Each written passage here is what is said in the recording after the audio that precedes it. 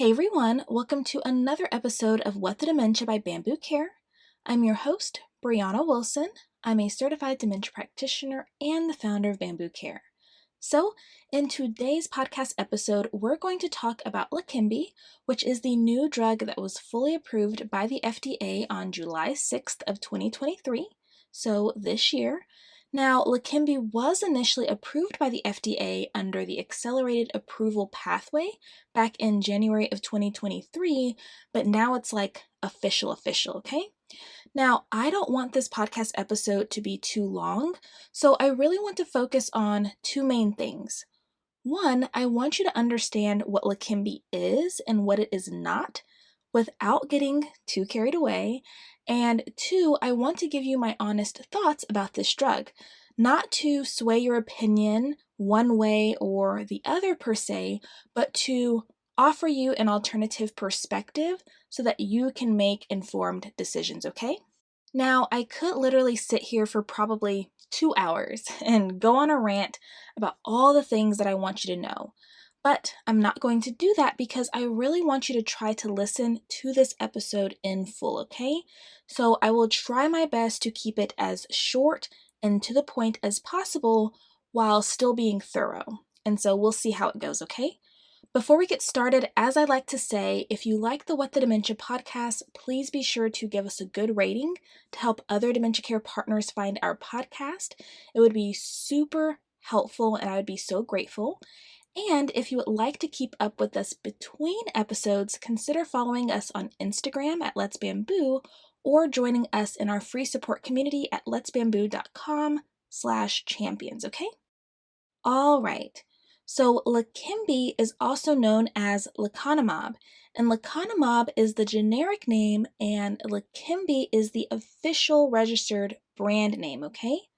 Now, this particular drug is marketed towards people with mild cognitive impairment due to Alzheimer's disease and people with mild or early stage Alzheimer's disease. There is no evidence to support efficacy for other types of dementia or for people in other stages of Alzheimer's disease, okay? So if you've been wondering, well, what about for vascular dementia? What about frontotemporal dementia? What about this other dementia? The answer is no, okay? It's just for people with MCI due to Alzheimer's disease and mild or early stage Alzheimer's disease, okay? So what makes Leqembi unique compared to other FDA-approved medications like Aricept, Namenda, and Razidine is that Leqembi is targeting what is considered one of the hallmark pathologies of Alzheimer's disease, which is beta-amyloid. So what some people don't understand is that medications like Aricept, Namenda, and Razidine are purely to help with symptom management, to help improve a person's cognition and thinking skills. They essentially allow the brain to function better in spite of brain cell death, but they aren't actually slowing down the disease progression. The disease is still progressing in the background, and brain cells are still dying, okay? This is important to understand. Now, Leqembi claims to slow decline in memory and thinking by about 27% after 18 months of treatment. And based on the data, it also drastically reduces beta-amyloid plaques in the brain.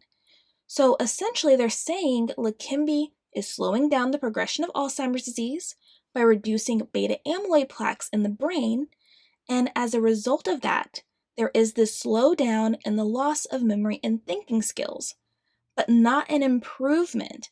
That's a pretty important distinction. And in fact, during their study, about 50% of the people in the Leqembi treatment group were taking another Alzheimer's medication, okay? So this is about slowing down disease progression and slowing down decline in memory and thinking skills. This is not about improving memory and thinking skills, okay? I really want you to understand that. But overall, this all sounds fine, right? However, there's a few things that we cannot overlook about this drug and its trial, okay? So one thing that can't be overlooked is the measure that was used as the primary efficacy endpoint, meaning the assessment that was used to determine whether or not this drug was effective. So they used what's called the Clinical Dementia Rating, CDR, Sum of Boxes score. Now, I'm actually going to post a link to this rating scale in the podcast notes so that you can see for yourself what it looks like. But one thing to know is that with this outcome measure, the information used to make a judgment is obtained through patient and caregiver interviews, which of course can be very helpful, but it's not always accurate or reliable. Also, because this test relies so heavily on clinical judgment, individual scores may vary if different people administer the test. Now, if you go look at the CDR, you will see that it's very subjective. So when they say it slows decline by 27% and that number is based off of this scale, I honestly don't feel very confident about that number. I'm just being honest. Plus, it's also important to understand that the study that decisions were based off of and waves were made about, which was their phase 3 trial, was conducted from March 2019 to March 2021. So, a big part of the study occurred during the pandemic, and they admitted that the study faced challenges including missing data, missed doses, delayed assessments, and 6 to 7% of their participants from both the treatment and placebo groups caught COVID during the trial. So I think that's pretty important to consider and keep in mind, but of course, do what you will with that information, okay? The second thing that we can't overlook is that this drug is based on the theory that amyloid removal will slow down the progression of Alzheimer's disease. And this is fine, I think it's a great start. But for one, Leqembi doesn't actually target the true cause of Alzheimer's disease. It's really just targeting the end effect, if you will. So, something that many people don't know is that the beta amyloid that accumulates in the brain often occurs as a normal protective response. That means that beta amyloid can be produced in the brain in response to inflammation, exposure to toxins, and when the brain is deficient of important hormones, vitamins, and nutrients. Now, something also important to know is that there is growing evidence that beta amyloid deposition in the brain is not directly correlated with cognition or the extent of neurodegeneration. So, some studies have found that individuals with Alzheimer's disease can exhibit significantly lower levels of beta amyloid, yet experience substantial cognitive impairment, while others may have significantly high levels of beta amyloid but remain cognitively healthy. So, my point here is that this is not some miracle, game changing drug as has been sensationalized in the media. In fact, there's a lot of issues with the drug itself, issues where we have to ask ourselves just how safe is this drug and do the benefits really outweigh the risks? So, let me give you a quick general backstory on how Leqembi works. So, before a person can even qualify to use Leqembi, they have to test for the ApoE4 gene because those who have the ApoE4 gene are at a higher risk for adverse events while taking Leqembi. And we'll actually dive into this a bit more towards the end. And then the person also has to undergo cognitive and function tests because, again, it's only for people with MCI or early Alzheimer's disease. And then they have to go through a specialized amyloid brain scan because they have to demonstrate amyloid pathology. Because if they don't, this drug has no basis to work, right? It's all about removing the amyloid. So if the amyloid isn't really there, what's the drug going to do, right? Now, Leqembi is administered through IV infusion, so a needle in the arm over a 60-minute period of time every 2 weeks. So that means that the person will have to go to a healthcare provider's office or to an infusion center to receive this treatment. Now, when the makers of Leqembi, which is Eisai and Biogen, came up with their pricing, which is about $26,500 per year, they estimated that the average person would receive this treatment for about 3.6 years. Now, they did mention that depending on patient response, eventually the treatment could go down to once a month. But still, that's a lot of visits. And then on top of that, The person is required to have an MRI prior to the 5th, 7th, and 14th infusion. Why? Because one of the unfortunate side effects of this drug is what is called amyloid-related imaging abnormalities. And in this case, edema and bleeding in the brain were a pretty common side effect of Leqembi during their trials. So there has to be close monitoring. Now, related to this, it's important for me to tell you that 45% of the participants in the Leqembi treatment group experienced some type of adverse event directly related to the drug compared to 22% in the placebo group. And two of the most common side effects were small brain bleeds, which occurred in about 14% of treatment group participants, and swelling of the brain, which occurred in about 13% of treatment group participants.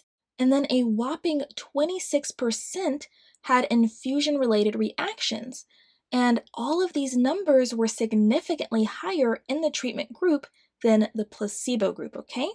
Now, one thing that irritated me about the news surrounding Leqembi is that they acknowledged the risk for brain bleeds and swelling, but they also downplayed it, which that's just not cool, okay?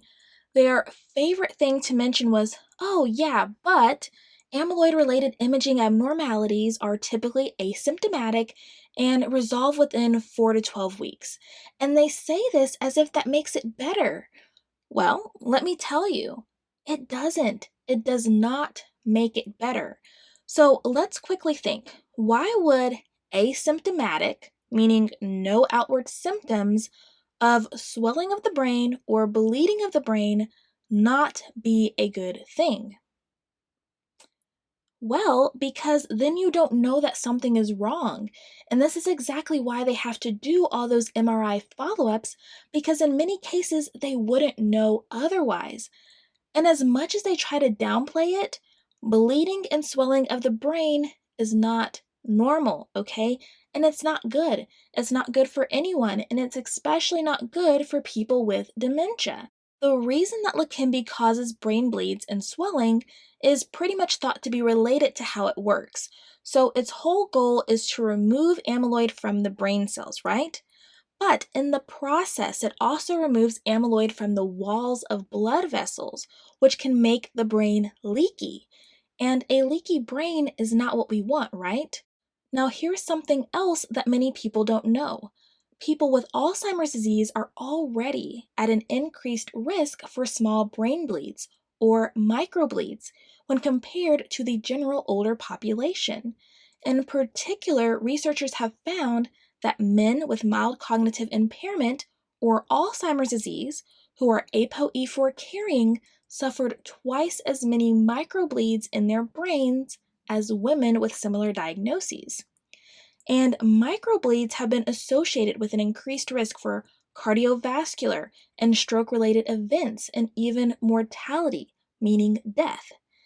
The thing is, even if or when microbleeds heal, they still leave small points of damage in the brain, and this can contribute to things like memory loss.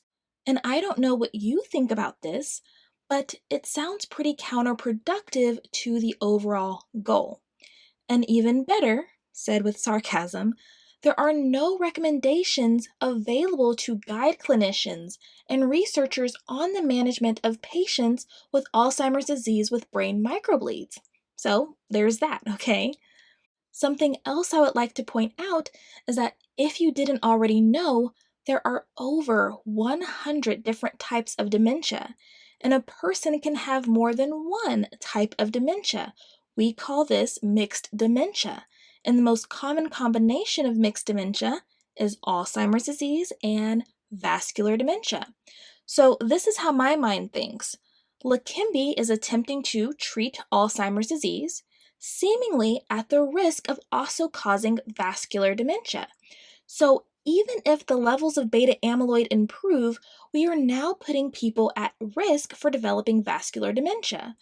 One of the main causes of vascular dementia is reduced blood flow to the brain and damage to your brain's blood vessels, which is what Leqembi has been shown to do for many, many patients during their trial. So my question is this really what we want to do? Trade one dementia for another, or increase the risk for mixed dementia? I don't think so, right? So, this is just something that we have to keep in mind. The third thing that we can't overlook is that Leqembi is not a cure for Alzheimer's disease. It's only supposed to slow down the disease process, again, by targeting the beta amyloid in the brain. But ultimately, the disease will continue to progress. So, I mentioned that they estimated the average person would be on the drug for 3.6 years. Now, at the 18-month mark of using this drug, it was estimated that it slowed down the patient's progression by about 5 months. Now, I read on Eisai's site that Leqembi is estimated to delay disease progression by nearly 3 years on average. And I'm not sure how they came up with that figure, maybe based off their phase 2 open extension trial. I have no idea. So do what you will with that information. But let's just say over the duration of the 3.6 years, it's expected to slow down the disease progression by 3 years. Not accounting for side effects that may honestly worsen the prognosis over time, do we think this drug is worth it? I want you to think about this big picture wise and at the individual level. Again, we don't have any real data about the actual quality of life of the person or people while on Leqembi, which is what I would think is most important. Just because something slows down disease progression and slows down a person's decline in their memory and thinking skills doesn't mean that their quality of life has actually improved. We would think there would be a possible correlation, but that's not always the case. The overall life experience has to be taken into account. That means that we have to take into account the burden that is placed on the individual living with dementia to undergo this treatment and possible side effects that they may endure, as well as any caregivers or any people who are trying to help them out to get to all these appointments and MRI follow ups and deal with their side effects. You get what I'm saying? Also, as I mentioned, Leqembi cost about $26,500 per year, which Medicare did say that they will cover, at least in part, as long as you meet the qualifications and have access to a physician who is participating in the CMS registry for this drug with an appropriate team and follow up care, because this is still an experimental drug that requires data collection. And honestly, many doctors are still trying to work out the logistics of testing and reimbursement. Again, Leqembi requires visits every 2 weeks for the IV infusions, so there has to be availability to administer the drug, and then there's the MRI follow-ups for close monitoring, not to mention if the patient has side effects or complications in between, right? But with all that being said, it is predicted that Leqembi and all the additional services required could increase Medicare annual spending by $2 to $5 billion. It could result in substantial out-of-pocket cost, especially for patients on Medicare who do not have supplemental coverage because a 20% coinsurance is required for original Medicare plans once the person meets their deductible. And it could possibly lead to beneficiary premium increases for everyone. Also, something that is very important to know is that women make up about 2/3 of the Alzheimer's population, and ApoE4 homozygotes, which means that they have 2 copies of the ApoE4 allele, have a 12 to 14% times higher risk of developing Alzheimer's disease.